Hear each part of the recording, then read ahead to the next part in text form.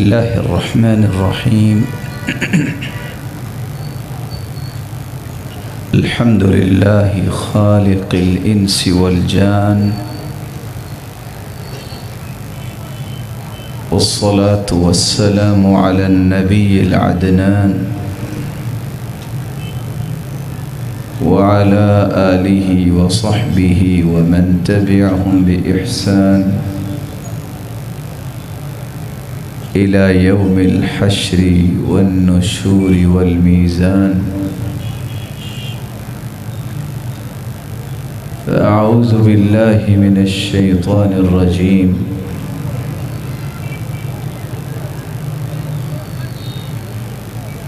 قل إن كنتم تحبون الله فاتبعوني يحببكم الله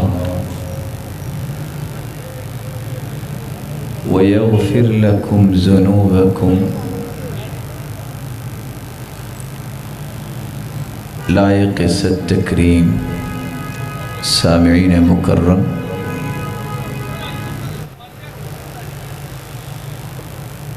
اللہ ذوالجلال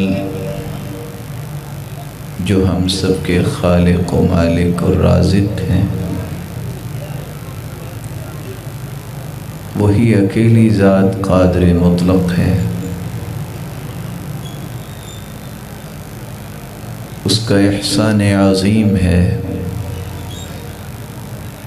کہ اس نے ہمیں قائد المرسلین سید البشر کے امتی بنایا. رسول اللہ صلی اللہ علیہ وآلہ وسلم اور اس کی مبارک سیرت کا جامع پہلو اس قدر تابناک ہے، اس قدر گلستان علم و فن ہے کہ اگر پوری کائنات کے مصلحین کی سوانح حیات اکٹھی کر لی جائے تو سیرت کا یہ اعجاز ہے کہ اس کے کسی ایک پہلو کا بھی مقابلہ نہیں کر سکتا. آپ صلی اللہ علیہ وآلہ وسلم سے محبت، اس کا دعویٰ کرنے والے تو دنیا میں بہت آئے، بہت موجود ہے. بس دعا یہ ہے کہ اللہ ہمیں سچی محبت کرنے والے بنا دے، اور اس محبت کے نتیجے میں ہمیں اس مبارک ہستی کی قیامت کے دن صحبت اور رفاقت نصیب فرما دے.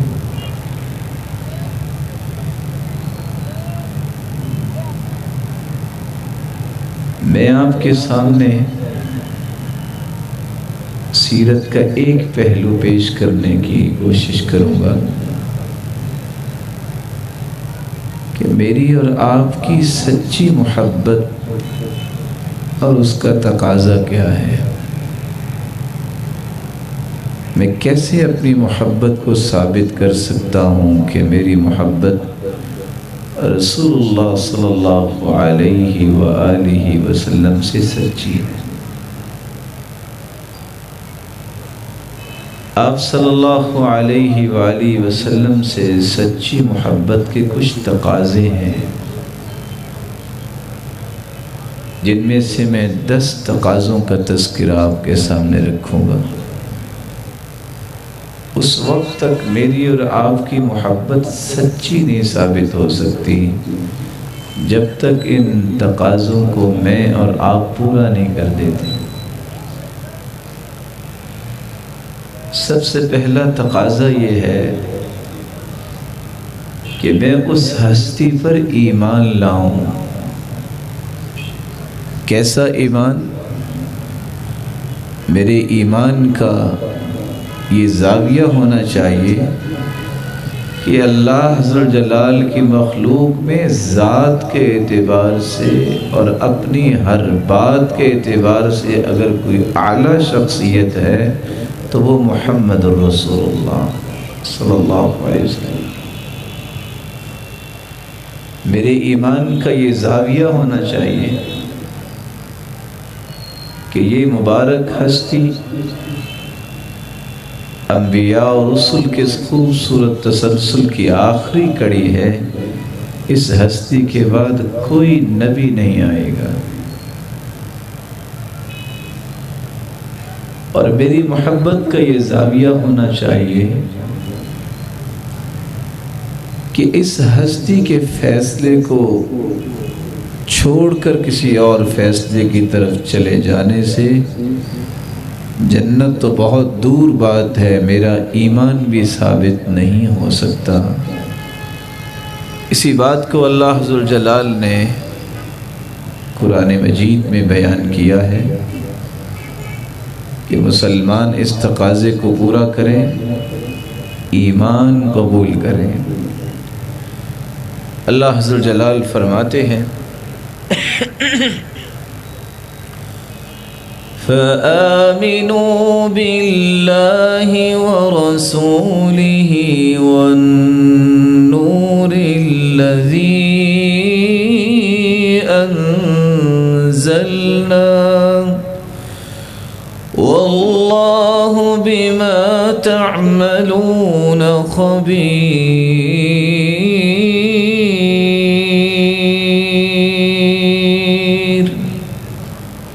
اللہ پر ایمان لائیے، اس کے رسول پر ایمان لائیے، اور وہ روشنی جو ہم نے نازل کی ہے اس پر ایمان لائیے. اور ایمان لانے کا فائدہ کیا ہوگا؟ اللہ ذو الجلال نے ایک دوسری جگہ پہ اس کے فائدے کا تذکرہ بھی کر دیا. یا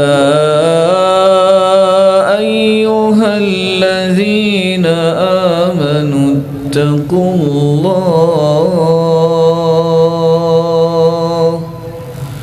وآمنوا برسوله يؤتكم كفلين من رحمته ويجعل لكم نورا تمشون به ويغفر لكم والله غفور رحيم. ایمان کا دعویٰ کرنے والوں، اللہ سے ڈر جاؤ. کیسے تم تقوی اختیار کرو گے؟ اللہ سے ڈرو گے، اللہ کے رسول پر ایمان لاؤ. ملے گا کیا تمہیں؟ یؤتکم کفلین من رحمتی، اللہ تمہیں اپنی دگنی رحمت سے نوازیں گے. وَيَجْعَلْ لَكُمْ نُورًا تَمْشُونَ بِهِ، اور تمہاری زندگی میں ایسی روشنی پیدا کر دیں گے، تمہاری سوچ روشن ہو جائے گی اور تمہارا فکر روشن ہو جائے گا. تمہارے اقوال میں روشنی ہوگی امت کے لیے، تمہارے کردار اور اعمال کے اندر اللہ روشنی پیدا کر دیں گے، اور اس کے نتیجے میں تم زندگی خوبصورت گزارو گے. اور اگر اس روشنی کے ساتھ ساتھ کوئی کمی کوتاہی آپ کی ہوئی تو اللہ اسے بھی معاف کر دیں.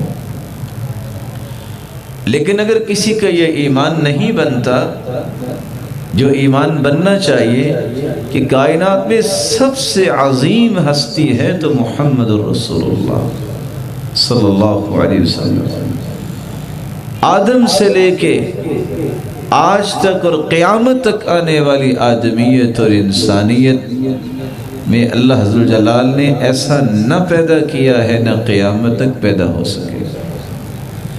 اور یہ آخری پیغمبر ہیں، اور ان کی بات کو رد کر دینے سے میرا اور آپ کا ایمان بھی رد ہو جائے گا. جب تک یہ ایمان نہیں بنتا اس وقت تک میری اور آپ کی محبت، اس کا تقاضا پورا نہیں ہوتا اور نہ ہی یہ سچی ثابت ہوگی. اس لیے اللہ ذو الجلال نے ایک تیسری جگہ فرمایا وَمَن لَّمْ يُؤْمِن بِاللَّهِ وَرَسُولِهِ فَإِنَّا أَعْتَدْنَا لِلْكَافِرِينَ سَعِيرًا. جو اللہ اور اس کے رسول پر ایمان نہیں لاتا تو اللہ عز و جلال فرماتے ہیں ایسے انکار کرنے والوں کے لیے تو ہم نے بھڑکتی ہوئی آگ تیار کی ہے۔ اللہ عز و جلال ہم سب کو محفوظ فرمائے۔ میری اور آپ کی محبت سچی اس وقت ثابت ہوگی جب ایمان لانے کے بعد میں دوسرا تقاضا پورا کروں گا، اور وہ تقاضا کیا ہے کہ میں اس ہستی کی تعریف کروں، اس کی توصیف بیان کروں۔ اللہ عز و جلال کے بعد پوری کائنات میں یہ ہستی اس قابل ہے کہ اس کے تذکرے عام کیے جائیں۔ میری اور آپ کی صبح اور شامیں، میری اور آپ کی ہر مجلس میں اس ہستی کا تذکرہ ہونا چاہیے۔ اور سچی بات یہ ہے کہ انسان جب اللہ کے رسول صلی اللہ علیہ وآلہ وسلم کے تذکرے کو اپنی زبان پہ لاتا ہے، اللہ عز و جلال اس زبان میں برکت کا نزول فرماتے ہیں۔ وہ زبان کتنی خوش نصیب ہے جس زبان پہ یہ نام جاری ہوتا ہے، وہ قلم کتنا خوش نصیب ہے جس کے ساتھ اس ہستی کا نام لکھا جاتا ہے۔ یہ الگ بات ہے کہ آج امت زیادہ ہی تھک گئی، اپنا نام لکھنا ہو تو سابقے لا کے لکھتے لکھتے تھک جاتا ہے، لیکن سید المرسلین کا تذکرہ آئے تو وہاں سواد ڈال کے وہاں قلم کو روک لیتا ہے۔ یہ بہت بڑا بخل ہے، یہ بہت بڑا بخل ہے کہ میرے اور آپ کے نام کے نیچے تو ڈگریاں بھی لکھی ہوئی ہوں، اور اللہ عز و جلال نے جو اپنے محبوب کو ڈگری عطا کی ہے، سرتاج رسل بنایا ہے، اس کے نام پہ صلی اللہ علیہ وسلم بھی پورا لکھنے میں انسان سمجھے کہ میرا وقت ضائع ہو گیا۔ اس سے بڑا قیمتی وقت ہی کوئی نہیں جس میں آپ صلی اللہ علیہ وسلم پہ درود بھیجا جائے۔ آپ کی تعریف کا باب اگر کھولا جائے تو خود اللہ کے رسول صلی اللہ علیہ وآلہ وسلم نے فرمایا، انا محمد وانا احمد وانا الماحی الذی یمحى بی الکفر۔ لوگوں، میرا نام محمد بھی ہے اور احمد بھی ہے۔ کائنات میں کسی انسان کی اتنی تعریف نہیں ہوئی، نہ ہوتی ہے، نہ قیامت ہوگی جتنی تعریف اللہ عز و جلال نے اپنے اس بندے محمد مصطفیٰ کی کروائی۔ نام کو دیکھا جائے تو یہ ہستی پوری کائنات سے اعلیٰ، نسب نامے کو دیکھا جائے تو اللہ عز و جلال کے پیارے پیغمبر خود فرماتے ہیں، ان اللہ اصطفیٰ کنانہ من بنی اسماعیل۔ اللہ عز و جلال نے اسماعیل علیہ السلام کی اولاد میں سے کنانہ کو چنا، واصطفیٰ من کنانہ بنی ہاشم۔ یہ انبیاء کی لڑی ہے، اس خاندان میں سے اللہ نے کنانہ کو چنا، کنانہ میں سے اللہ نے بنی ہاشم کو چنا۔ اور یہ بنو ہاشم یہ اصل میں اس قریش میں سے ہیں جس کا ایک نام تھا، اور اللہ کے رسول فرماتے ہیں قریش میں سے بنو ہاشم کا جو کردار ہے، اس سے بڑا ان کے لیے عظمت کا پہلو کون سا ہو سکتا ہے کہ وَاصْطَفَانِي مِن بنی ہاشم۔ اللہ عز و جلال نے پھر مجھے بنی ہاشم سے چنا۔ اللہ عز و جلال کے پیارے پیغمبر کا نام بھی پوری کائنات سے اعلیٰ، اس کا خاندان بھی پوری کائنات سے اعلیٰ۔ اس کے حسن کی بات کی جائے تو صحابی کہتے ہیں کان احسن الناس وجہا، اس جیسا چہرہ چشم فلک نے دیکھا ہی نہیں۔ وہ ابو رمسا جس کی آنکھ میں کوئی جچتا ہی نہیں تھا، باپ نے کہا بیٹا آؤ میں تمہیں ایک ہستی کا دیدار کرواتا ہوں۔ ابو رمسا کا بیٹا آتا ہے جس کی آنکھوں میں کوئی جچتا نہیں تھا، جس پہلی نظر ہی رخ انور پہ پڑی تو اس کی زبان بے ساختہ بول اٹھی، واللہ ھذا رسول اللہ، اللہ کی قسم ایسا مبارک چہرہ کسی پیغمبر کا ہی ہو سکتا ہے۔ اور عبداللہ ابن سلام نے بھی یہی کہا تھا جب پہلی نظر پڑی، ان ھذا الوجه لیس بوجه کذاب، اس طرح کا مبارک چہرہ جھوٹ نہیں بول سکتا۔ رسول اللہ صلی اللہ علیہ وآلہ وسلم کی حیا کا تذکرہ کیا جائے تو اللہ کے پیغمبر کے صحابی فرماتے ہیں کان اشد حیاء من العذراء فی خدرها، کمواری لڑکی کا بھی اتنا حیا نہیں ہوتا جتنا اللہ عز و جلال نے اپنے پیغمبر کو حیا عطا کی تھی۔ آپ صلی اللہ علیہ وآلہ وسلم کی خوشبو کا تذکرہ کیا جائے تو صحابی یہ کہتے نظر آتے ہیں ما شممت عنبرا ولا مسكا قط اطيب من رائحة رسول اللہ صلی اللہ علیہ وسلم۔ لوگوں میں نے خوشبوؤں کی سردار کستوری اور عنبر بھی دیکھی ہے، لیکن آج تک کستوری اور عنبر میں وہ خوشبو نہیں پائی یہ سید المرسلین کے جسد اطہر سے نکلنے والے پسینے کی خوشبو تھی۔ صحابیہ جب دیکھتی ہیں کہ اللہ کے پیغمبر آرام کر رہے ہیں، ایک بوتل لے کے آئی، صحیح مسلم کی روایت ہے وَكَانَتْ تَسْلُطُ الْعَرَقَ فِيهَا، اور آپ صلی اللہ علیہ وسلم کے جسد اطہر سے وہ پسینے کی قطرات کو اس بوتل میں ڈال رہی ہے۔ آپ بیدار ہوئے، پوچھا کیا کر رہی ہو؟ جواب دیا یہ ہم اپنی خوشبو میں ڈالیں گے، فَهُوَ مِنْ أَطْيَبِ الطِّيبِ، دنیا کی کوئی خوشبو پھر اس خوشبو کا مقابلہ نہیں کر پائے گی۔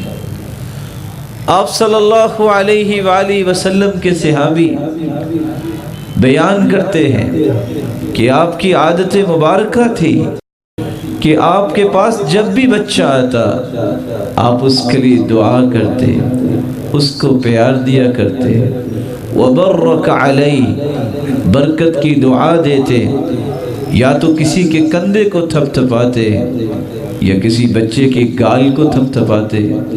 وہ آج کل کا ماحول نہیں تھا کہ بچے کسی کو دیکھ کے دوڑ لگا دیں۔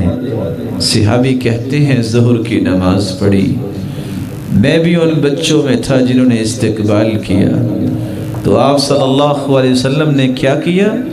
فَجَعَلَ يَمْسَحُ خَدَّيَيْ أَحَدِهِمْ وَاحِدًا وَاحِدًا، ایک ایک بچے کی گالوں کو تھپ تھپایا، اور ساتھ کیا کہتے ہیں جب سے میں نے یہ آپ صلی اللہ علیہ وآلہ وسلم کے ہاتھ مبارک کو اپنی گال پہ لگا دیکھا ہے، آج تک یہ خوشبو ختم نہیں ہوئی۔ فَكَأَنَّمَا أُخْرَجَ مِن جُؤْنَةِ عَطَّارٍ، مجھے یوں محسوس ہوا جیسے خوشبو کے مرتبان سے آپ نے ہاتھ نکال کے میرے چہرے پہ لگا دیا۔ رسول اللہ صلی اللہ علیہ وآلہ وسلم کی صداقت کے باب کو کھولا جائے تو کافر بھی کہتے ہیں اس سے سچا کوئی نہیں ہے، مشرک بھی کہتے ہیں اس سے بڑا امانت دار کوئی نہیں ہے۔ رسول اکرم صلی اللہ علیہ وآلہ وسلم نے صحابہ کرام کو حکم دیا کہ جاؤ فلاں جگہ پہ آپ کو ایک عورت ملے گی جو خط لے کے جا رہی ہے، وہ خط لے کے آؤ۔ سواری کی تلاشی لی، خط نہیں ملا، لیکن صحابہ کا ایمان تھا، یقین تھا۔ سیدنا علی رضی اللہ تعالی عنہ فرمانے لگے واللہ لأجزرنکی، وفی روایت اخری واللہ لأجردنکی، ہم تجھے ذبح کر دیں گے، خط تمہارے پاس ہے، یہ نہیں ہو سکتا محمد کی زبان نے بولا ہو اور وہ سچ نہ ہو، کیونکہ اس کی زبان اقدس تو حرکت ہی اس وقت کرتی ہے جب اللہ کی طرف سے وحی کا نزول ہوتا ہے، یہ اللہ کی مرضی کے بغیر تو حرکت ہی نہیں کرتی۔ پھر اس نے اپنے میڈیو سے وہ خط نکال کے دیا. سراقہ بن مالک الجعشمی رضی اللہ تعالی عنہ جب اللہ کے رسول صلی اللہ علیہ وسلم کے پاس صحابی آئے، خندق کا موقع ہے، پتھر ٹوٹ نہیں رہا، فاخذ المعول فضرب ضربة، آپ نے کدال اٹھائی اور ایک ہی ضرب لگائی، وہ پتھر بھی ٹوٹ گیا. اور آپ نے فرمایا دیکھ رہے ہو یہ کیسر و کسرا کے محلات نظر آ رہے ہیں. مسلمانوں کو یقین تھا. آپ صلی اللہ علیہ وسلم نے سراقہ سے کہا کہ سنو، ایک وقت آئے گا تجھے سونے کے کنگن پہنائے جائیں گے. سراقہ بیمار ہو گیا. اللہ کے پیارے پیغمبر اپنے رب کے پاس چلے گئے. ابو بکر کا دور ہے، پھر عمر کا دور آیا. سراقہ کی بیماری پہ اس کے اہل و عیال پریشان ہیں اور رو رہے ہیں اور کہہ رہے ہیں واجبلا، یہ تو خاندان کا پہاڑ چلا گیا.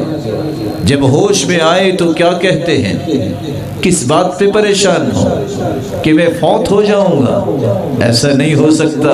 محمد مصطفیٰ نے کہا تھا کہ تمہیں کنگن پہنائے جائیں گے، ابھی تو وقت نہیں آیا.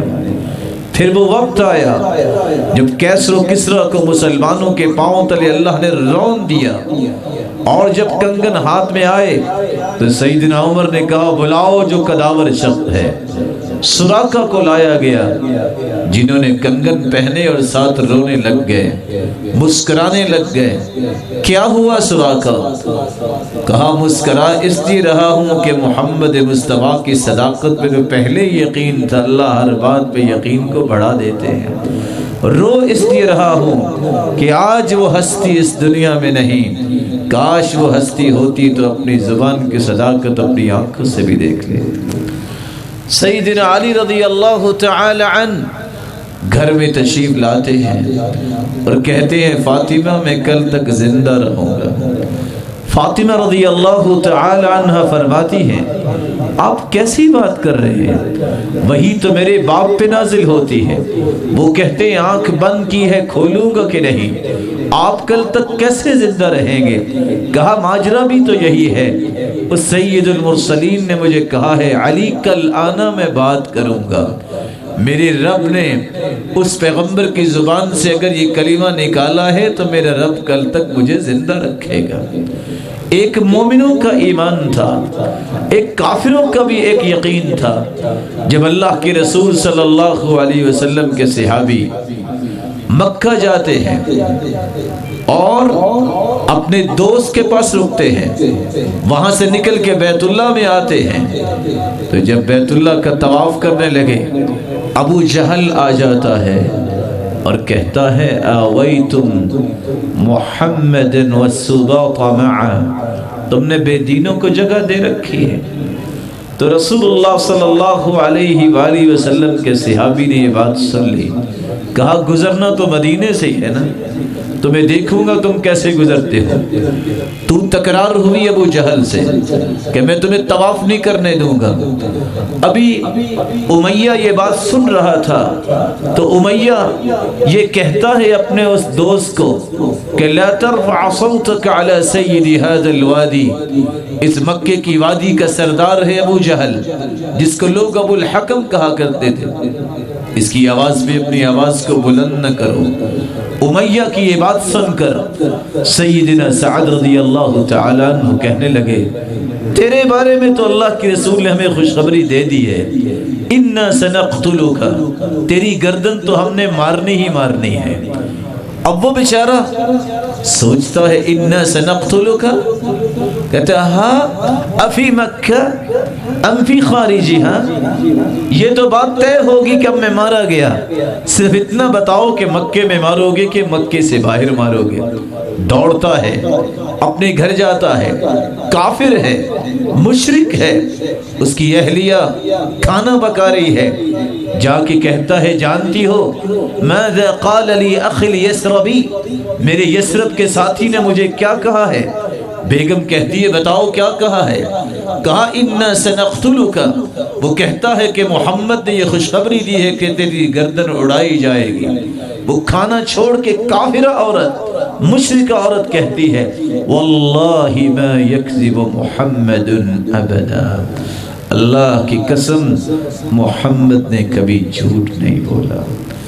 آپ صلی اللہ علیہ وآلہ وسلم کے معجزات کا باب کھولے تو راتیں گزر جائیں وہ معجزے کا باب بند نہیں ہوتا۔ عصر کا وقت ہے، وضو کے لیے پانی نہیں ہے۔ وَكُنَّا زَهَاءَ 300، صحابی کہتی ہیں 300 کے قریب صحابہ جمع تھے، پانی نہیں ہے۔ فَأُتِيَ بِقَدْحٍ رَحْرَاحٍ، ایک کھلا پیالہ لایا گیا، آپ نے چند قطرے پانی لیے، اپنے مبارک ہاتھوں پہ ڈالا، اپنے چہرہ انور پہ ڈالا اور وہی قطرات اس پیالے میں گرا دیے اور اپنے ہاتھ مبارک کو پیالے میں رکھا۔ صحابی کہتے ہیں وَكَأَنِّي أَنظُرُ إِلَى الْمَاءِ يَنْبُعُ مِنْ بَيْنِ أَصَابِعِي، لوگوں میں تمہیں کیا بتاؤں، سرتاج رسول کا ہاتھ ہے اور انگلیوں کے درمیان سے اللہ نے چشمے جاری کر دیے۔ ان 300 صحابہ نے وضو بھی کیا، پانی بھی پیا، لیکن پانی ختم نہیں ہوا۔ رسول اکرم صلی اللہ علیہ وآلہ وسلم کو ام مالک ایک چھوٹی سی کپیا میں تحفہ پیش کیا کرتی جس میں وہ مکھن ڈال کے بھیجتی۔ آپ دعا دیتے اور مکھن نکال کے آپ نے کپیا واپس کر دی۔ صحابیہ جب اس کو سالن کی ضرورت ہوتی، کھانا گھر میں نہ ہوتا، فعامدت، وہ فوراً دوڑتی اس کپیا کی طرف۔ اللہ کے پیارے پیغمبر کے مبارک ہاتھ لگے، دعا ملی، دیکھتی وہ کپیا دوبارہ مکھن سے بری ہوتی، اسی کو ہی اپنے بچوں کو پیش کر دیتی۔ دن گزر گئے، یہی سلسلہ جاری رہا۔ ایک دن آیا، اس کو اچھی طرح صاف کر دیا، واپس آئی، اللہ کے پیارے پیغمبر وہ تو ختم ہو گیا ہے۔ آپ نے فرمایا اعصرتیہا، لگتا ہے تم نے اچھی طرح اسے نچوڑ دیا ہوگا۔ کہا کچھ ایسا ہی ہوا ہے۔ فرمایا اگر تم اس کو نچوڑتی نا تو یہ تمہارے ساتھ کتنی دیر تک یہ آپ کے کام آتا رہتا۔ صحابی آتے ہیں، اللہ کے رسول کھانے کو کچھ نہیں۔ فَأَعْطَى شَطْرَ وَسْقِ شَعِيرٍ، آپ صلی اللہ علیہ وسلم نے مبارک مٹھی میں جو لیے اور اس کو دے دیے۔ وہ گھر لے جاتا ہے، خود بھی کھاتا ہے، بیوی بھی کھا رہی ہے، مہمان بھی آ رہے ہیں، لیکن وہ ختم ہونے کا نام نہیں لیتے۔ وقت گزرا، اس کو تولنے کی کوشش کرتے ہیں صحابی، اس کا وزن کیا، ختم ہو گیا۔ اللہ کے رسول ختم ہو گیا ہے۔ کہا میرے صحابی لگتا ہے تم نے اس کا وزن کیا، تمہیں رب کی رحمت کا یقین نہیں آیا۔ لو لم تکلہ لقام لکم، اگر تم اس کا وزن نہ کرتے تو ساری زندگی کھاتے رہتے، یہ تم سے ختم نہ ہوتا۔ صحابی خندق کا موقع ہے، جابر رضی اللہ تعالی عنہ نے دیکھا کہ اللہ کے رسول کو بھوک لگی ہے، آہستہ سے کان میں آ کے کہتی ہیں فساررت فی اذنی، سید المرسلین آج کا کھانا آپ میرے پاس تناول فرمائیے گا۔ گھر میں کیا ہے؟ بیوی کے پاس 2 سے 3 روٹیوں کا آٹا ہے۔ آپ نے جب یہ بات سنی تو آپ اکیلے نہیں تھے، وہ 1000 کے قریب صحابہ بھی تھے۔ آپ نے فوراً آواز دی ایھا الناس ان جابرا صنع لکم سؤرا فہیہ لن، آ جاؤ، آج جابر نے ایک دعوت کی ہے۔ جابر نے تو چپکے سے آپ کو دعوت دی، آپ نے سب صحابہ کو بلا لیا اور ساتھ ہی پیغام بھجوایا نادی الخباز، ایک روٹیاں پکانے والی اور بھی منگواؤ۔ کہا اللہ کے رسول اتنا ہی تو آٹا ہے، یہ تو میں خود بھی پکا سکتی ہوں۔ فرمایا میں کہہ رہا ہوں نادی الخباز، ایک روٹیاں پکانے والی بھی بلا لاؤ۔ بلایا گیا، کہا اس کو کپڑے سے ڈھانپ دو، ڈھانپ دیا گیا۔ 1000 صحابہ نے کھانا کھا لیا، وہ آٹا ختم نہیں ہوا۔ رسول اکرم صلی اللہ علیہ وآلہ وسلم کے معجزات۔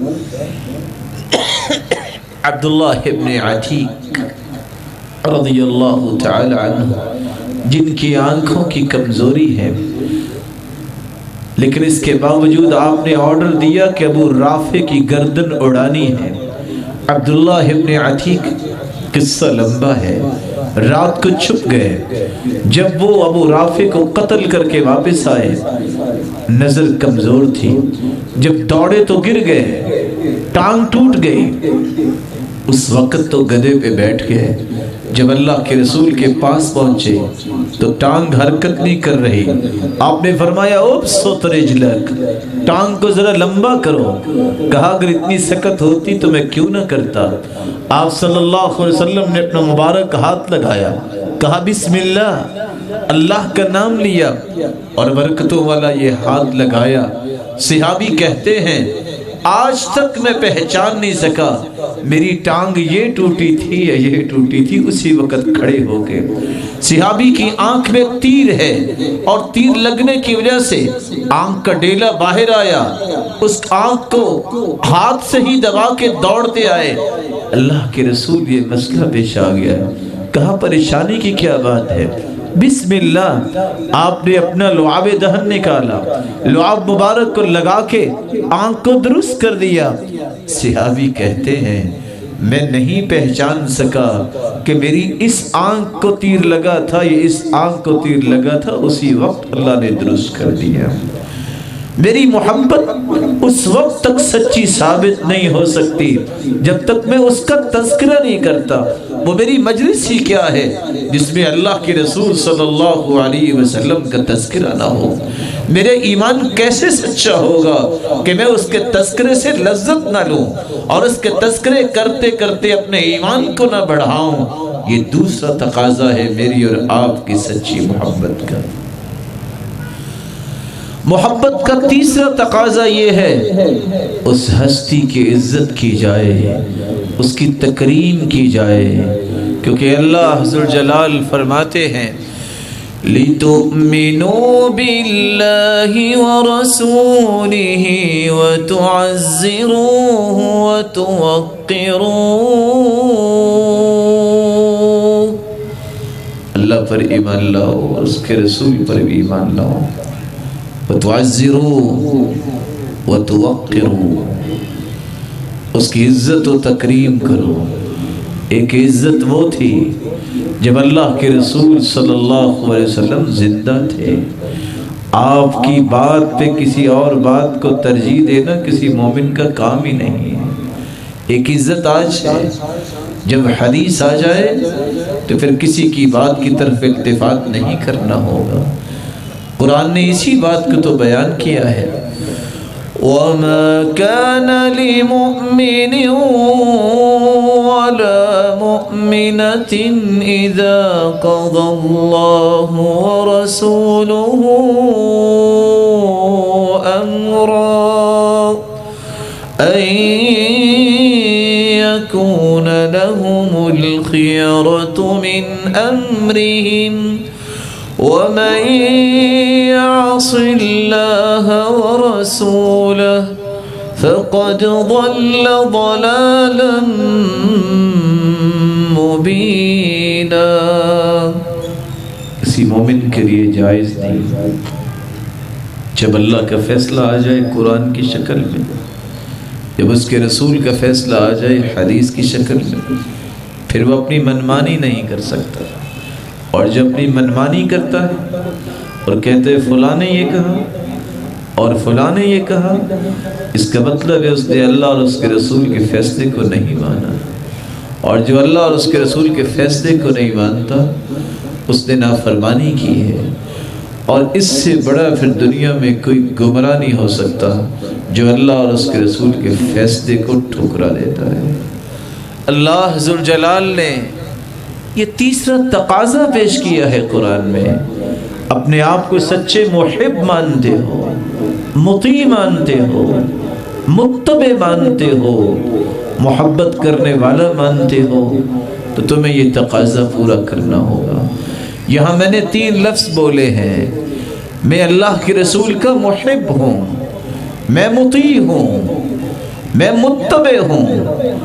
میں تو اپنے ایمان کے لیے اس لفظ کو بھی برداشت نہیں کرتا کیونکہ میری محبت سچی ہے، میں اپنے آپ کو عاشق نہیں کہہ سکتا۔ کیوں نہیں کہہ سکتا؟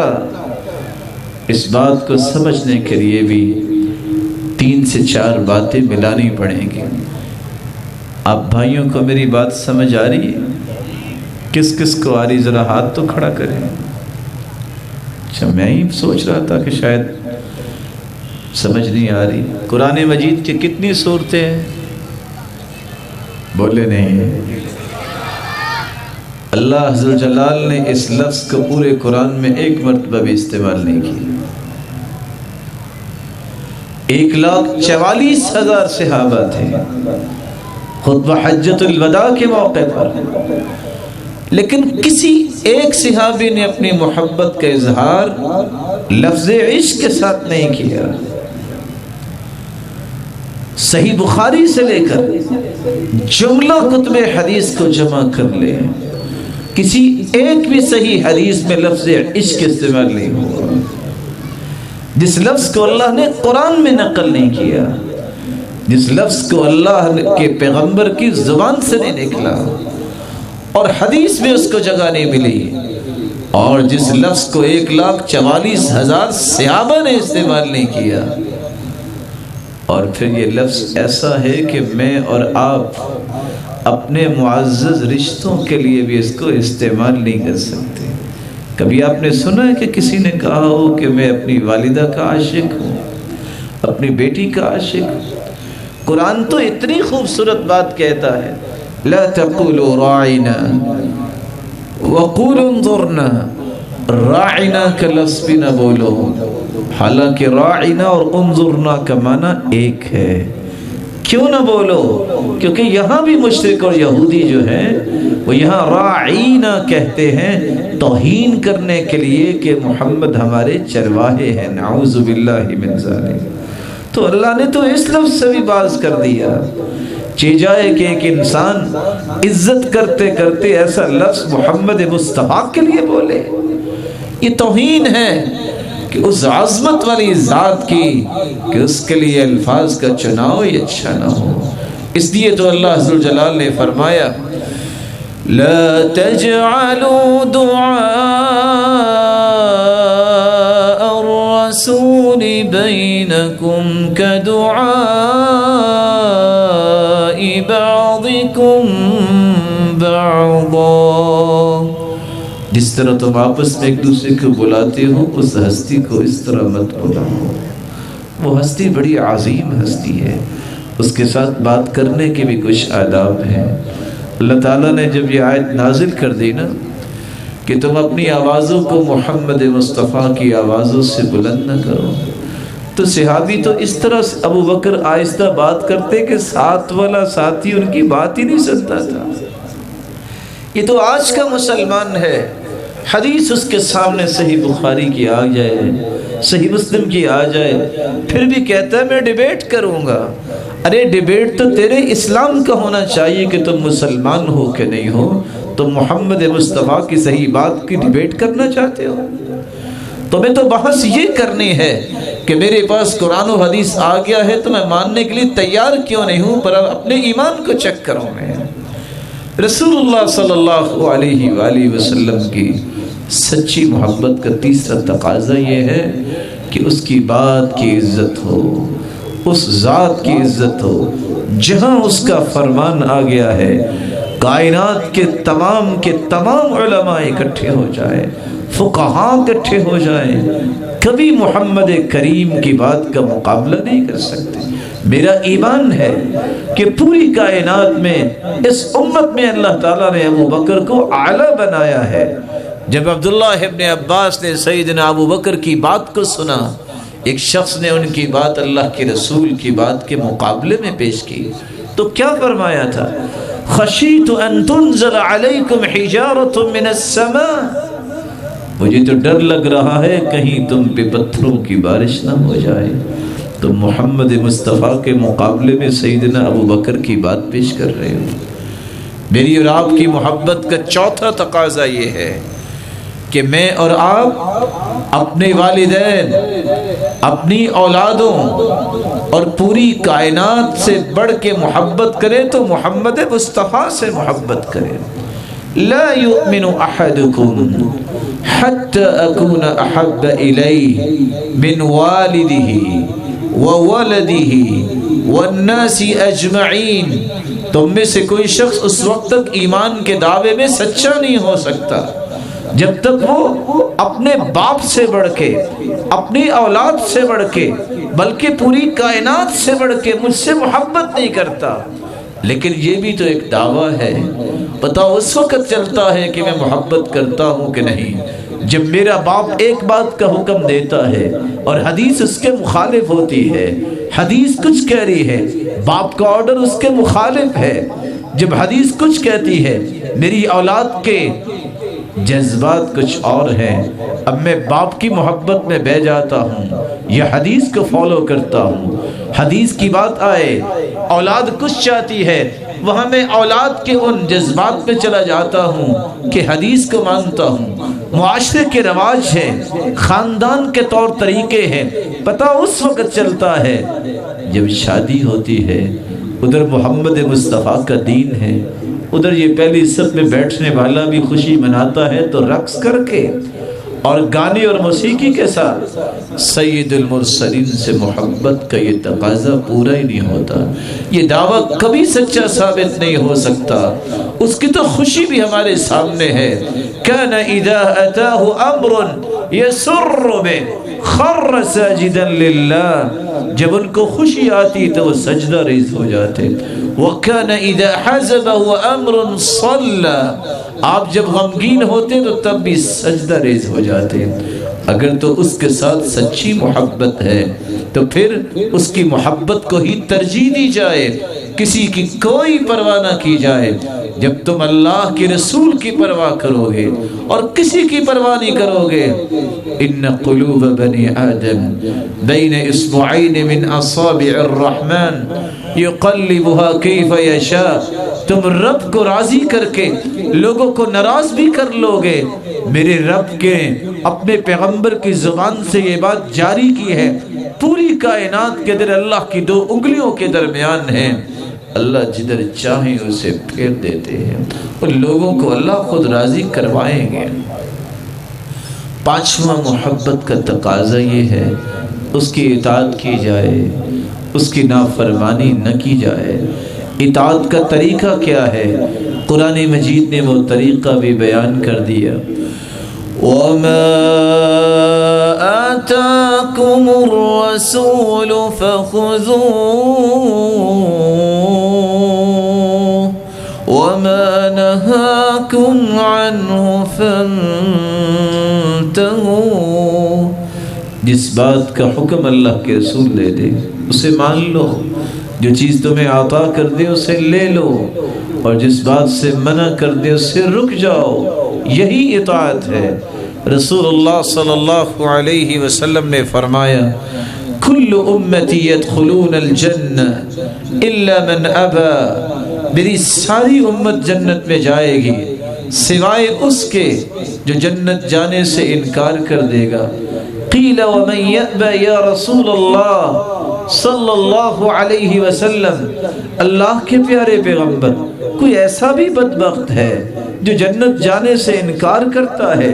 قال من اطاعنی دخل الجنہ ومن عصانی فقد ابا، جو میری اطاعت کرے گا وہ تو جنت میں جائے گا، جو میری نافرمانی کرتا ہے اصل میں وہ جنت سے جانے سے انکار ہی کرتا ہے۔ اللہ ذوالجلال ہمیں اپنے پیغمبر کا متبع اور مطیع اور محب بنائے۔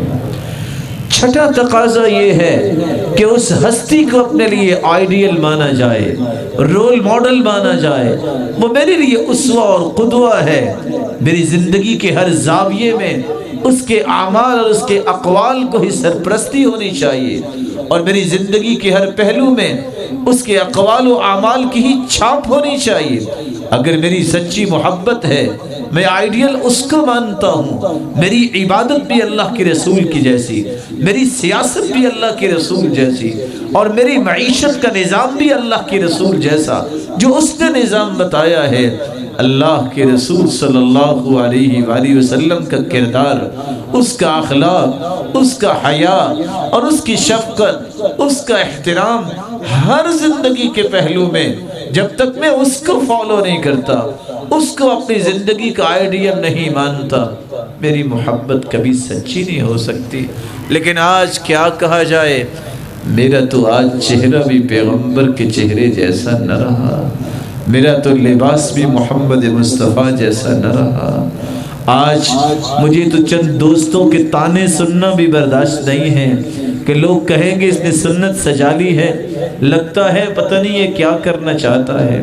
اور جس کو چہرہ اس ہستی کا پسند نہیں، اس شخص کا ایمان اللہ کو کیسے پسند آئے گا؟ رسول اللہ صلی اللہ علیہ وسلم کے بال جس کو پسند نہیں، صدعت من یاحوخ وارسل ناصیته بین عینی۔ سیدہ عائشہ فرماتی ہیں جب میں آپ کے بالوں کی کنگھی کیا کرتی تو میں آدھے بال دائیں طرف اور آدھے بال بائیں طرف کرتی۔ آج تو میرے بالوں کی شیپ بھی محمد مصطفیٰ کی پسندیدہ شیپ نہ رہی۔ آج تو بالوں کی کٹنگ کو دیکھے، وہ معصوم بچے جن کو کچھ پتہ نہیں ہے ان کو بھی سکھایا جاتا ہے یہ پیالہ کٹ ہے اور یہ فلاں کٹ ہے۔ اللہ کے رسول نے تو اس کا حکم نہیں دیا، بلکہ صحابی نے تو کہیں سے بال بڑے تھے کہیں سے چھوٹے تھے، حالانکہ بچہ تھا، پکڑ کے جھنجھوڑ کے کہا تھا اَوِحْلِقُوهُ كُلَّهُ أَوِ اتْرِكُوهُ كُلَّهُ، یا تو سارے چھوڑ دو یا سارے منڈوا لو، برابر بار رکھو۔ میری زندگی کا پہلو رہا کون سا ہے جس پہ میں یہ دعویٰ پھر بھی کرتا ہوں کہ میری محبت سچی ہے؟ سچے محب وہ ہوتے ہیں۔ صحابی اللہ کے رسول کے پاس آئے، معاویہ بن قرہ بیعت کرنے آئے، دیکھتے ہیں آپ کا بٹن کھلا ہے، بس اتنا دیکھ کے واپس چلے گئے، بیعت کر کے واپس گئے۔ راوی کہتے ہیں فَمَا رَأَيْتُ مُعَاوِيَةَ وَلَبْنَهُ فِي صَيْفٍ وَلَا شِتَاءٍ إِلَّا مُطْلَقَةً أَزْرَارَهُمَا، میں نے باپ کو بھی دیکھا، بیٹے کو بھی دیکھا، وہ اپنا یہ بٹن کھول کے رکھتے، گرمی میں بھی سردی میں بھی۔ میں نے سوال کیا کہ مسئلہ کیا ہے، آپ یہ بٹن کیوں کھولتے ہیں؟ کہا محمد مصطفیٰ کو ایسے ہی دیکھا تھا۔ محبت تو یہ ہے۔ عبداللہ ابن رواحہ مسجد سے باہر ہے، آپ نے مسجد والے سے کہا اجلسو، بیٹھ جاؤ، صحابی باہر بیٹھ گئے۔ خطبہ ختم ہوا، بلا کے پوچھا عبداللہ کیسے بیٹھ گئے تھے؟ کہا اللہ کے رسول آپ کی آواز آئی تھی اجلسو، بیٹھ جاؤ۔ کہا میں نے آپ کو تو کہا ہی نہیں ہے، وہ تو مسجد میں لوگ کھڑے تھے۔ کہا اللہ کے پیارے پیغمبر میرے کانوں میں آواز آئی تھی بیٹھ جاؤ، عبداللہ بن رواحہ پھر کھڑا کیسے رہ سکتا ہے؟ تو آپ نے فرمایا زادک اللہ حرصا علی طواعیت اللہ و طواعیت الرسول، اللہ تجھے اپنی اطاعت اور اس کے رسول کے اطاعت کے حرص میں اور زیادہ کر دے۔ یہ محبت ہے، یہ حقیقی محبت ہے، یہ تقاضا ان صحابہ نے پورا کیا۔ تو میری اور آپ کی سچی محبت کا تقاضا چھٹا یہ ہے کہ میں اس کو اپنی زندگی کا رول ماڈل مانوں۔ میں جب کوئی بات کروں تو اس بات میں اللہ کے رسول کے فرمان چھلکتے نظر آئے، میرا کوئی کردار سامنے آئے اس پہ سنت کی مہر لگی ہوئی ہو۔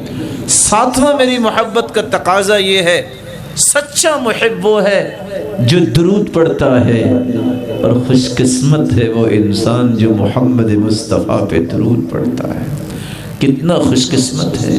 اللہ ذوالجلال نے آسمان سے فرشتہ بھیجا، جبریل آئے اور آ کے کہتے ہیں من صلی من امتک صلاة واحدا كتب اللہ له 10 حسنات ومحى عنه 10 سیئات ورفع له 10 درجات۔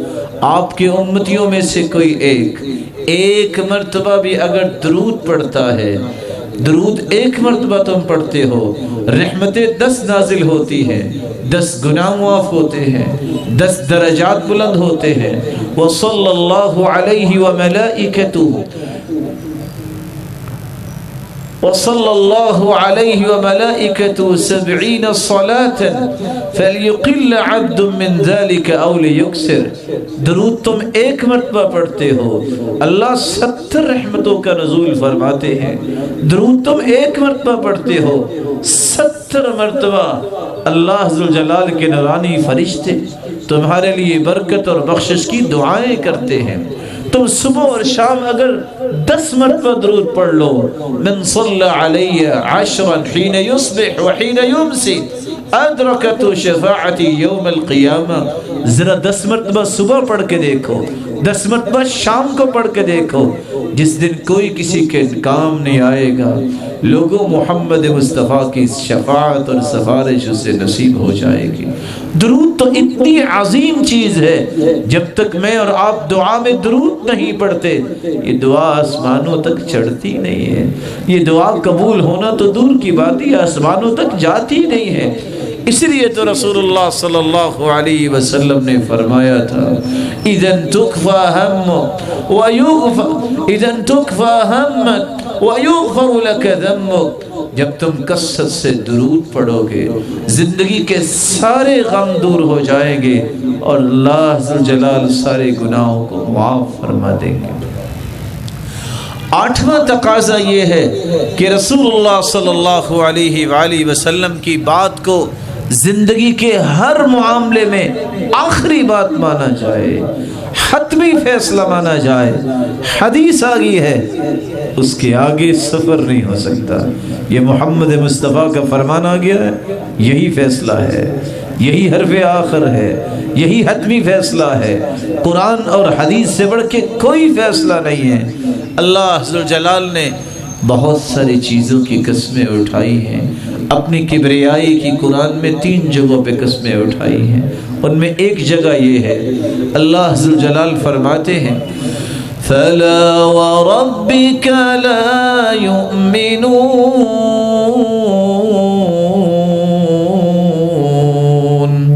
حَتَّى يُحَكِّمُوكَ فِي مَا شَجَرَ بَيْنَهُمْ ثم لا يجدوا في أنفسهم حرجا مما قضيت ويسلموا تسليما۔ میرے محبوب تیرے رب کی قسم، بالفاظ دیگر لوگوں مجھے میری کبریائی کی قسم، اللہ فرماتے میری عظمت و تقدس و جلالت کی قسم، میرے محبوب جب تک تیری بات کو حتمی بات نہیں مان لیتے، یہ سابقے لاحقے لگانے میں تو بڑے شوقین ہیں، اس نے پی ایچ ڈی کی ہے، یہ بڑا مدذلہ العالی ہے، لگا لے جو ان کو پسند ہے، لیکن جب تک تیری بات کو حتمی بات نہیں مانتے، میری کبریائی کی مجھے قسم ہے یہ میرے نزدیک مومن ہی نہیں ہے۔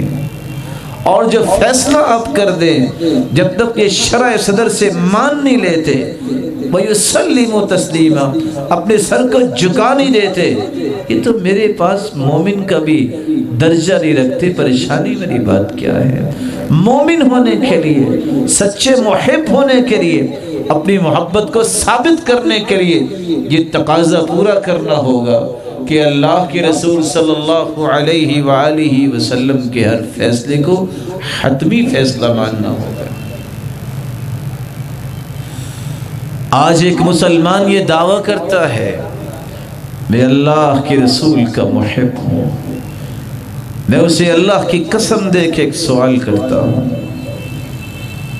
بتائے اگر وہ سچا محب ہے، صحیح بخاری دنیا کے ہر ملک میں موجود ہے، تراجم ہو چکے ہیں، بتائے اللہ کے رسول صلی اللہ علیہ وسلم نے نماز کیسے پڑھی ہے؟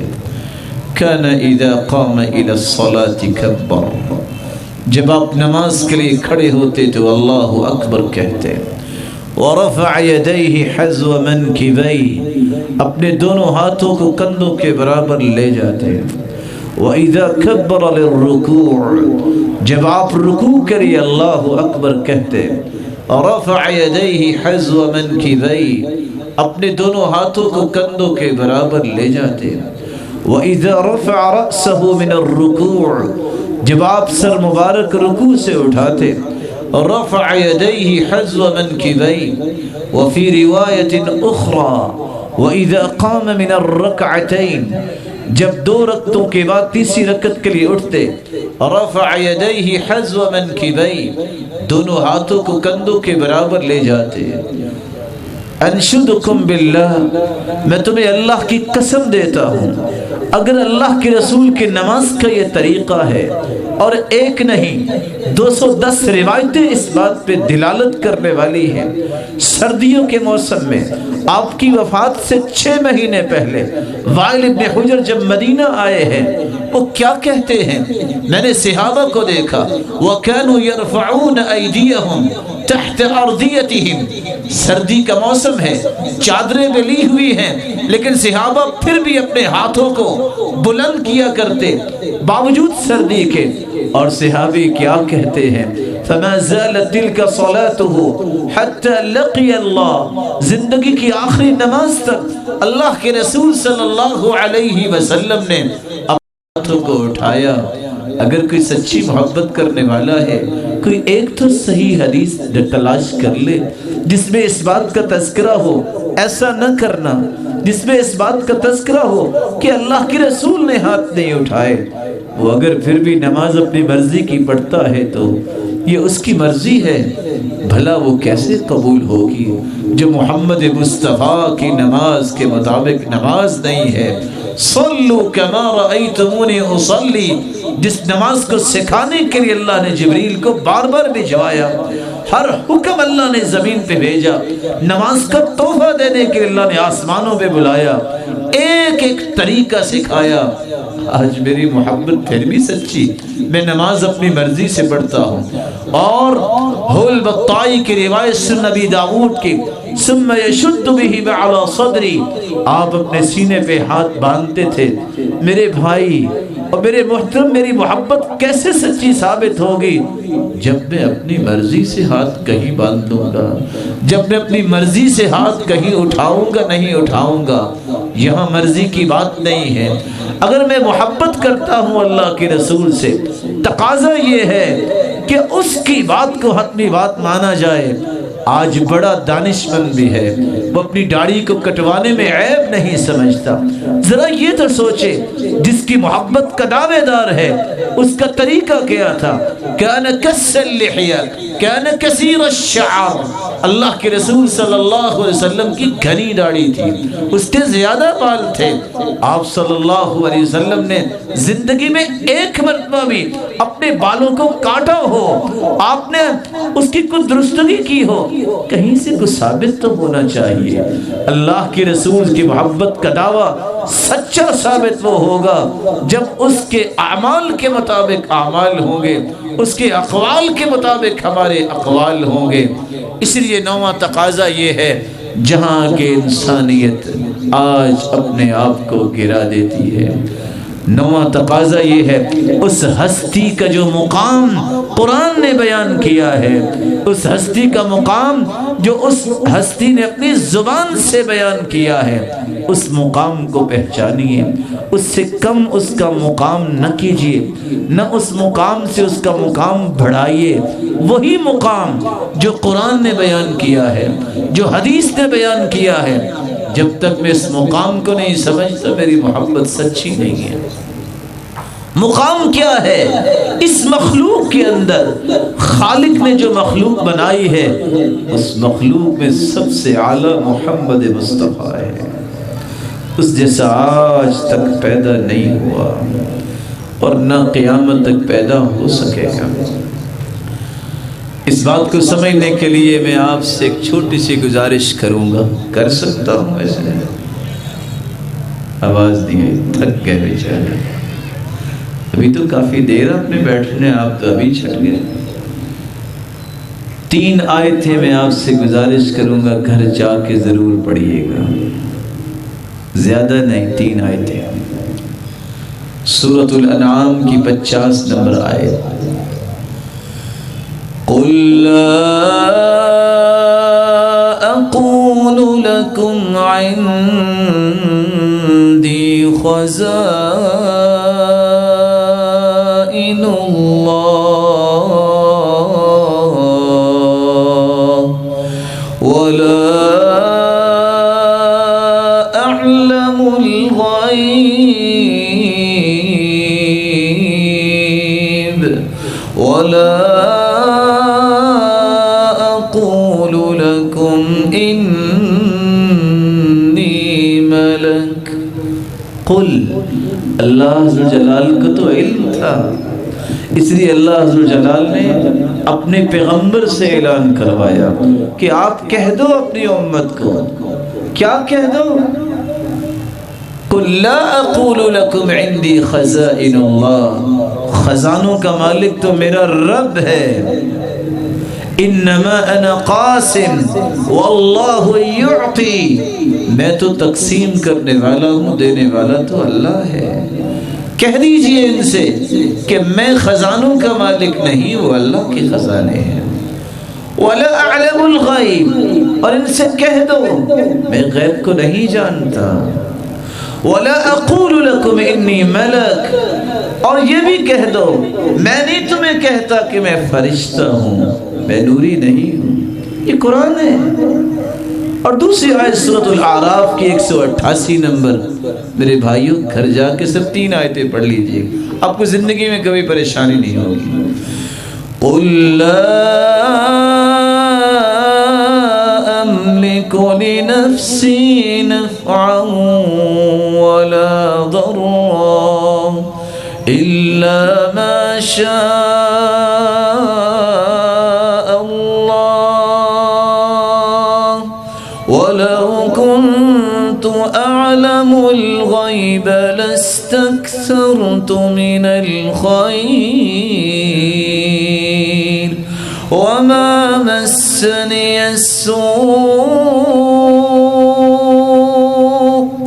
فرما دیجئے لوگوں، میں تو اپنے بھی نفع اور نقصان کا مالک نہیں ہوں. اگر میں غیب جانتا ہوتا تو ساری خیر اپنے گھر میں جمع کر لیتا اور مجھے کوئی تکلیف نہ پہنچتی. اور تیسری آیت اللہ عز و جلال نے سورۃ الکہف کی آخری آیت جو نازل کی ہے،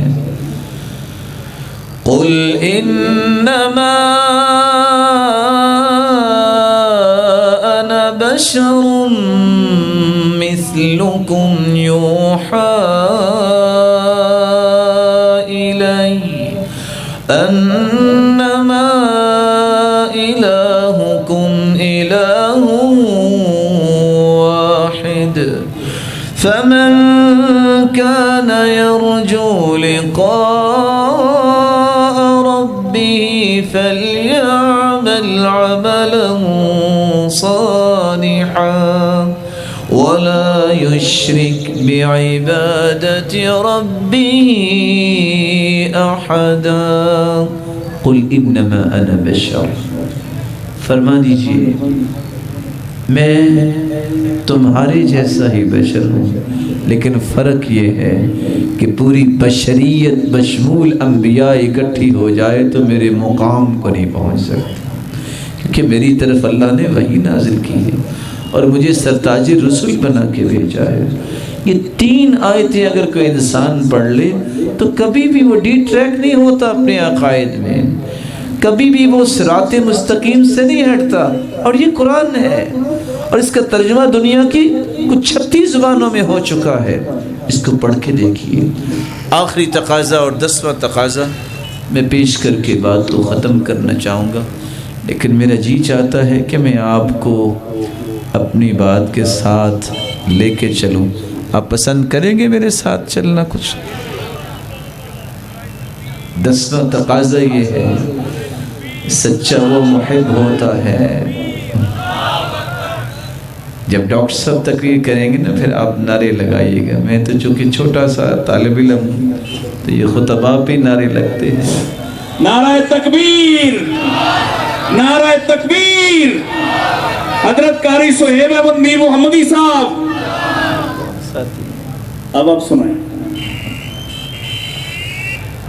میں معذرت خواہ ہوں، بھول کے کیا بیٹھا آپ کا نام، اب دوبارہ نہیں کہتا، اب نام دوبارہ کروائیے گا. 10واں تقاضا یہ ہے میری محبت کا کہ اگر میں سچا محب ہوں تو میرے دل میں تڑپ ہونی چاہیے. میرے مالک دنیا میں تو نہیں ہم مل سکے، اللہ جنت میں اپنے محبوب کا ساتھ نصیب کرنا. یہ شوق، یہ تڑپ یہ ذوق اس صحابہ کے اندر تھا. کس طرح صوبان اپنے گھر سے دوڑتے ہیں اور آ کر اللہ کے رسول کے پاس مسکرانے لگ جاتے ہیں، پھر رونے لگ جاتے ہیں. پوچھا صوبان کیا ہوا، کیوں مسکرائے ہو؟ کہا اللہ کے پیغمبر جب بھی زندگی میں کوئی غم آتا ہے تو ایک ہی تو کام ہے، دوڑ لگاتا ہوں، آپ کے چہرہ انور پہ نظر پڑتی ہے، زندگی کے سارے غم دور ہو جاتے ہیں. اچھا صوبان پھر روئے کیوں ہو؟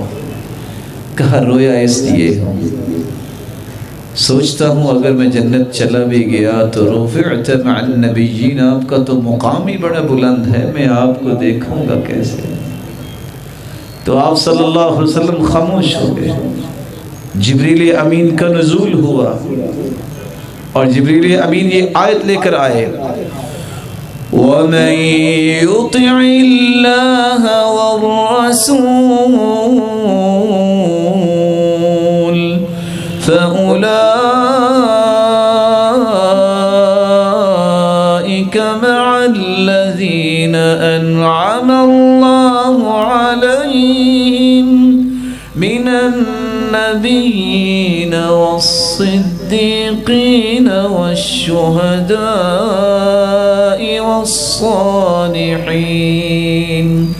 وَحَسُنَ أُولَئِكَ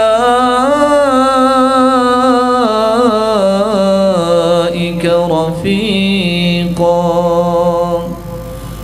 آیت لے کے آئے جبریل، جو اللہ اور اس کے رسول کی اطاعت کرتا ہے اللہ قیامت کے دن اسے نبیوں کا ساتھ دے گا، صدیقین کا ساتھ دے گا، شہداء کا ساتھ دے گا، صالحین کی رفاقت دے گا، اور اس سے اچھی رفاقت ہو کس کی سکتی ہے؟ رسول اللہ صلی اللہ علیہ وسلم کا دیدار اور آپ کی صحبت اور آپ کی رفاقت کی تڑپ ابو بکر میں دیکھیے. آپ کی وفات کے بعد ابو بکر گھر میں بیٹھے ہوتے ہیں اور بیوی کہتی ہیں بیٹھے بیٹھے اپنا سر دونوں گھٹنوں کے درمیان رکھ کے رو رہے ہوتے، کب ملاقات ہوگی محمد مصطفیٰ سے؟ اگر یہ شوق اور تڑپ دیکھنی ہے تو بلال میں دیکھیے، کیا کہتے وہ کب وقت ہوگا جب دوبارہ محمد مصطفیٰ کی صحبت نصیب ہوگی؟ یہ شوق دیکھنا ہے. ربیع بن کعب کا دیکھیے، رات کی تاریکی میں پانی لے کے آئے، وضو کروایا، اللہ کے پیغمبر نے فرمایا سل میرے صحابی بتاؤ کیا چاہتے ہو، میں دعا کرتا ہوں میرا رب پورا کر دے گا. صحابی کی تڑپ دیکھیے، دنیا کی کوئی چیز نہیں مانگی، صرف ایک بات کا اظہار کیا، اسألک مرافقتک فی الجنہ.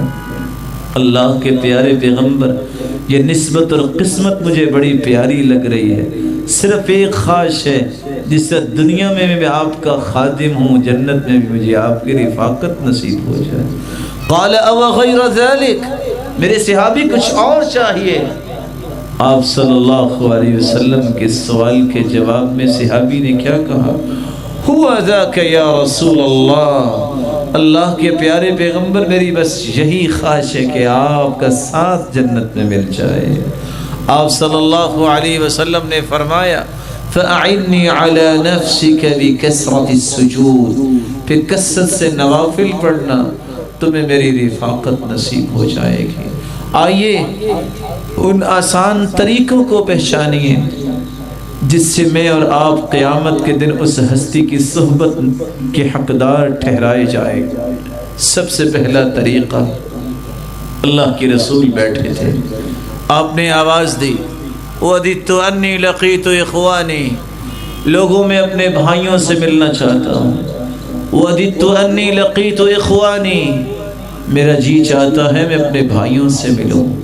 صحابہ نے سوال کیا أَلَسْنَا إِخْوَانَكَ يَا رَسُولَ اللَّهِ صلی اللہ علیہ وسلم، اللہ کے پیارے پیغمبر کیا ہم آپ کے بھائی نہیں؟ کہا کیوں نہیں؟ وَدِدْتُ أَنِّي لَقِيتُ إِخْوَانِي الَّذِينَ آمَنُوا بِي وَلَمْ يَرَوْنِي، میں تو ان کو ملنا چاہتا ہوں، ان کے ساتھ ملاقات کی، یہ بات کر رہا ہوں، کن کی؟ جنہوں نے مجھے دیکھا نہیں ہوگا میری ہر بات پہ ایمان لے آئیں گے۔ تمہارے تو سامنے وہی اترتی ہے، تم تو مجھے دیکھ رہے ہو، میں ان کو ملنا چاہتا ہوں جو مجھے دیکھیں گے نہیں لیکن پھر بھی میری ہر بات پر ایمان لے آئیں گے۔ ایمان بھی کیسا؟ جس طرح ابو بکر کا ایمان تھا۔ میرے بہت ہی پیارے اور فاضل بھائی بیان کر رہے تھے، ابو جہل تو موقع کی تلاش میں تھا کب کی بات بنے اور لوگوں کے سامنے میں اس شخصیت سے متنفر کروں۔ جب معراج کا قصہ ہوا، واپس آئے تو سب سے پہلے ابو بکر صدیق کے پاس یہ ابو جہل پہنچا، کہتا ہے یہ تو بتاؤ، ہو سکتا ہے رات کی تاریکی میں کوئی چلے، پہاڑوں پہ چڑھے، وادیوں میں اترے اور پھر بیت المقدس پہنچے، نماز پڑھا کے سحری سے پہلے واپس آ جائے؟ سیدنا ابو بکر نے فرمایا نہیں ہو سکتا۔ خوش ہو گیا کہ بات بن گئی ہے، کہتا اچھا یہ تو بتاؤ، ہو سکتا ہے کہ رات پہلے آسمان پہ جائے، پھر دوسرے تیسرے چوتھے پانچویں چھٹے اور ساتویں پہ جائے اور یہ باتیں بھی کرے اور صبح سے پہلے واپس آ جائے؟ تو سیدنا ابو بکر نے فرمایا نہیں ہو سکتا۔ کہا لگا کے کہتا ہے جانتے ہو یہ کس نے کہا ہے؟ کہا کس نے کہا ہے؟ یہ تمہارے دوست محمد نے کہا ہے۔ کہا اگر اس نے کہا ہے تو دونوں ہی ہو سکتے ہیں، کوئی پیرامیٹر نہیں، کوئی میئرز نہیں، کوئی سوچ نہیں، کیسے ہوا، کیسے ہو سکتا ہے؟ ایمان یہ ہے محمد مصطفیٰ کی زبان سے نکلا ہے تو اس سے بڑی صداقت دنیا میں اللہ نے اتاری کوئی نہیں ہے۔ جہاں پوری کائنات کی صداقت ختم ہوتی ہے وہاں محمد مصطفیٰ کی صداقت کا آغاز ہوتا ہے۔ سیم اسی طرح جب سیدنا علی کی عمر تو 8 سال تھی، کہا علی جاؤ اپنے ابا سے مشورہ تو کرو، مسلمان ہو جاؤ۔ سیدنا علی نے کیا کہا؟ ان ربی لم یستشر ابی حین خلقنی، اللہ کے پیغمبر جب میرے رب نے مجھے پیدا کیا تو میرے ابا سے مشورہ کر کے تو پیدا نہیں کیا تھا۔ اب اس کا دین آیا ہے تو اس کو قبول کرنے کے لیے ابا کے مشورے کی ضرورت نہیں ہے۔ اگر قیامت کو ساتھ چاہیے تو آپ کو دوسرا کام کرنا ہوگا، مجھے دوسرا کام کرنا ہوگا، مجھے مشن بنانا ہوگا قرآن و سنت کا۔ ترکت فیکم امرین لن تضلوا ما تمسکتم بہما کتاب اللہ و سنت رسولی، لوگوں میں 2 چیزیں تم میں چھوڑ کے جا رہا ہوں، ایک اللہ کی کتاب ہے، ایک اس کے رسول کی سنت ہے۔ جب تک اسے تھامے رکھو گے کبھی گمراہ نہیں ہوگے۔ اگر ان دونوں میں سے کسی ایک چیز کبھی کوئی چھوڑ دے گمراہی کے دھانے پہ چلا جاتا ہے۔ دوسری روایت میں آتا ہے وَلَن يَتَفَرَّقَا حَتَّى يَرِدَ عَلَيَّ الْحَوْض، جو اس مشن کو لے کے آتا ہے، جو اس منہج کو لے کے آتا ہے، جس منہاج کو لے کے آئے گا، قیامت کے دن اللہ کے پیارے پیغمبر حوض کوثر پہ اس کا انتظار کریں گے اور یہ حوض کوثر پہ آئیں گے۔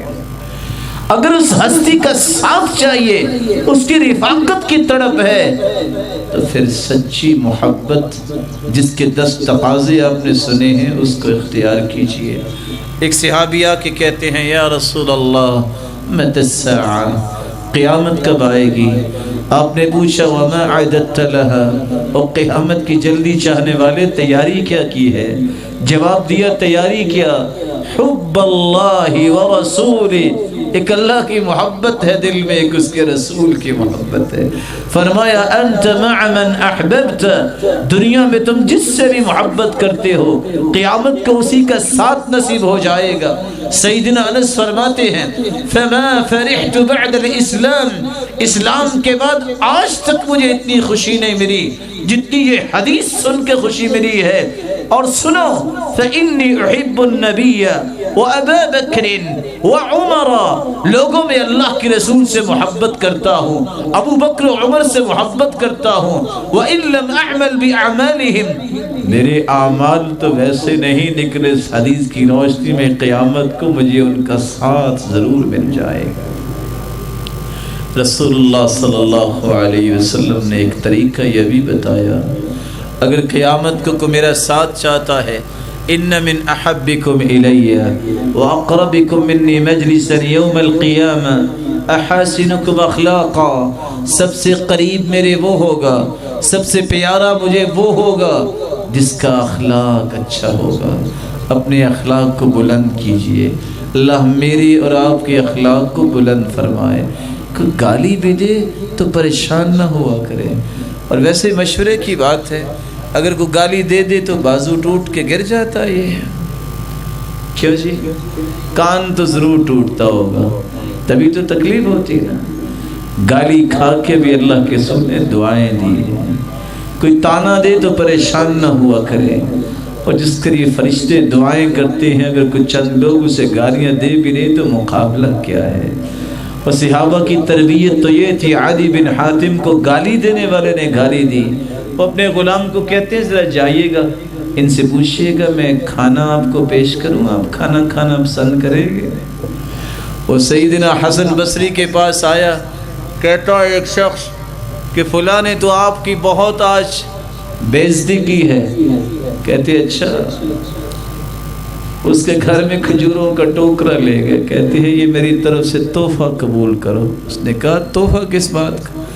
کہا مجھے پتہ چلا کہ آپ میری نیکیاں بنانے میں بڑی کوشش کر رہے ہیں، میں نے کہا جو میری فکر کر رہا ہے میں بھی اس کا منہ میٹھا کروا دوں۔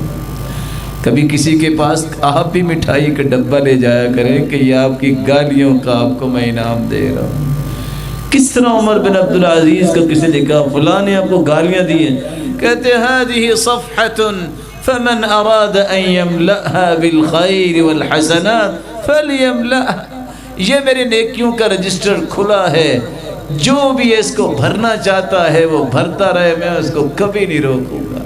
اس سلف صالحین کا تو طریقہ یہ تھا، کوئی برا کہتا تو وہ آ کے بتاتا کوئی، تو کہتے بھائی مجھے آج پتہ چلا ہے کہ بغیر تنخواہ کے بھی لوگ خدمت کر سکتے ہیں، اتنی جو ہے نیکیوں کا بہانہ تو وہ نہیں بناتے جن کو میں تنخواہ دیتا ہوں، یہ بغیر تنخواہ کی مجھے نیکیاں دلوا دیتے ہیں۔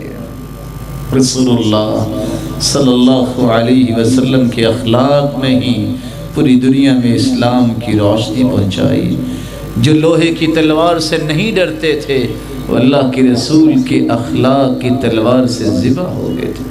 اخلاق کو بلند کیجئے، بڑے کا احترام کیجئے، چھوٹے پہ شفقت کیجئے۔ آپ صلی اللہ علیہ وسلم نے ایک اور طریقہ بیان کیا، ان اول الناس بی یوم القیامت اکثرهم علی صلاۃ، جو جتنا زیادہ درود پڑھتا ہے قیامت کو اتنا میرے قریب ہوگا، اسے اتنا ہی میرے قریب کر دیا جائے گا۔ آپ نے ایک اور طریقہ بتایا، انا وکافل الیتیم کہاتین، قیامت کے دن جو یتیم کی کفالت کرنے والا ہے جنت میں میرے ساتھ اس طرح ہوگا۔ آپ نے ایک اور طریقہ بھی بتایا، من علی جاریتین حتی تبلغا، جس شخص کے پاس 2 بیٹیاں ہیں، اس کی 2 بہنیں ہیں، فرباہن، ان کی تربیت کرتا ہے، فاطعمہن، انہیں کھانا کھلاتا ہے، سقاہن، اور انہیں پلاتا ہے، وکساہن، انہیں لباس دیتا ہے، فرباہن، ان کی اچھی تربیت کرتا ہے، وزوجہن، اور ان کی شادی کرتا ہے۔ یہ 2 بیٹیوں کا باپ، یہ 2 بہنوں کا بھائی، یہ ان بہنوں اور بیٹیوں سے نفرت نہیں کرتا بلکہ تربیت کرتا ہے۔ قیامت کے دن صحابی کہتی ہے اللہ کے رسول نے 2 انگلیوں کو جوڑا، وفرق قلیلا، اور تھوڑا سا فاصلہ کر کے فرمایا جس طرح یہ 2 انگلیوں کا فاصلہ ہے اس طرح ہی میں اور وہ جنت میں اس طرح اکٹھے ہوں گے۔ رسول اللہ صلی اللہ علیہ وآلہ وسلم کی آخری بات پیش کر رہا ہوں، صبر کر لو، اللہ کے رسول کا ساتھ مل جائے گا۔ آپ نے فرمایا انکم سترون امورا تنکرونها وعثرة علیکم، ان قریب ایسا وقت آنے والا ہے، ترجیحات ہوگی، تم ایسے کام دیکھو گے جو تمہیں پسند نہیں آئیں گے، حق تمہارا ہوگا کسی اور کو دے دیا جائے گا، اور اتنے تمے والے نہ بننا وہ کبھی نہ دیکھنا کہ میرا حق نہیں ملا، تمہارے حق محفوظ ہے اللہ کے پاس۔ اس ترجیح کی بنیاد پر بھی تم کیا کرنا، فَاصْبِرُوا حَتَّى تَلْقَوْنِي عَلَى الْحَوْضِ، صبر تم کر لینا، میں حوض کوثر پہ تمہارا انتظار کروں گا۔ رسول اللہ صلی اللہ علیہ وسلم نے فرمایا تھا، ان من ورائکم زمان صبر، لوگوں ایک وقت آنے والا ہے جس زمانے میں صبر کرنا پڑے گا، دین پہ ڈٹ جانے والا ہی بہادر ہوگا۔ کیسے؟ آپ صلی اللہ علیہ وسلم نے فرمایا کالقابض علی الجمر، جو صراط مستقیم پہ قائم ہوگا اس طرح تکلیفیں لوگ دیں گے جس طرح ہاتھ میں آگ کا انگارہ پکڑا ہوا ہے۔ للمتمسک فی اجر 50 شہیدا، لیکن وہ ڈٹ جائے گا، توحید پہ کوئی کمپرومائز نہیں، ختم نبوت پہ کوئی کمپرومائز نہیں ہے، بڑے کا احترام، چھوٹے پہ شفقت، اخلاقیات پہ کوئی کمپرومائز نہیں، نماز کی پابندی پہ کوئی کمپرومائز نہیں، کبھی بھی اللہ اور اس کے رسول کی نافرمانی کے لیے تیار نہیں۔ اس لیے اللہ کے رسول نے فرمایا طوبى الاسلام بدأ غریبا وسيعود غریبا فطوبى للغرباء، اسلام بڑا اجنبی شروع ہوا چند لوگوں میں، ایک وقت آئے گا سچا اسلام بھی چند لوگوں کے پاس رہ جائے گا۔ فطوبى للغرباء، اور خوش نصیبی ہے، سعادت مندی ہے ان غرباء کے لیے۔ کون سے لوگ؟ النزاع من القبائل، ایک ہی خاندان کے لوگ، باقی لوگ رقص کو پسند کرتے ہیں، یہ کہتا ہے نافرمانی نہیں کر سکتا، باقی لوگ بدعات کو پسند کرتے ہیں، کہتا ہے میرا ایمان اس کا گوارا نہیں کرتا، باقی لوگ توحید کے پرواہ نہیں کرتے، یہ توحید پہ آنچ نہیں آنے دیتا۔ النزاع من القبائل الذين يصلحون اذا فسد الناس، ان کا طریقہ زندگی ہے، لوگ فساد مچانے پہ قوتیں لگاتے ہیں، وہ لوگوں کی اصلاح کرنے میں قوتیں لگاتے ہیں۔ ایسے لوگوں کے لیے اللہ نے خوشخبری رکھی ہے، للمتمسک فی اجر 50 شہیدا، جو اس دور کے اندر جو فتنے کا دور ہے اور صراط مستقیم کو چھوڑنے کا دور ہوگا، لوگ پرواہ نہیں کریں گے، کوئی فرق نہیں رہے گا سنت اور بدعت میں، کوئی فرق نہیں رہے گا حق و باطل میں، وہ ڈٹ جائے گا۔ فرمایا اسے 50 شہیدوں کا اجر نصیب ہوگا۔ صحابی نے سوال کر لیا، صحیح الجامع کی روایت ہے، منا او منہم، اللہ کے پیغمبر ہم میں سے 50 یا اس دور کے 50 شہید؟ آپ نے فرمایا اجر 50 شہید منکم، میرے صحابہ تم میں سے 50 لوگ اپنی جان کا نذرانہ پیش کر دیں تو جتنا اجر پائیں گے، فتنوں کے دور میں دین پہ ڈٹ جانے والے کو اتنا ہی اجر نصیب ہوگا۔ اللہ عز و جلال سے دعا ہے، اللہ عز و جلال ہم سب کے گناہوں کو معاف فرمائے اور ہم سب کو سنت کے مطابق زندگی گزارنے کی توفیق عطا فرمائے۔ مولا کریم جتنے روشن چہرے بیٹھے ہیں اور جو سن رہے ہیں، سب کو اپنی رحمت سے نواز، ان کو ایمان اور صحت اور خوشی والی اور سنت والی لمبی زندگی نصیب فرما۔ مولا کریم اگر کوئی صاحب اولاد ہے تو ان کی اولادوں کو نیک بنا، دست و بازو بنا اور آنکھوں کی ٹھنڈک بنا اور صدقہ جاریہ بنا۔ جو بے اولاد ہیں ان کی جھولیوں کو بھی بارونق بنا۔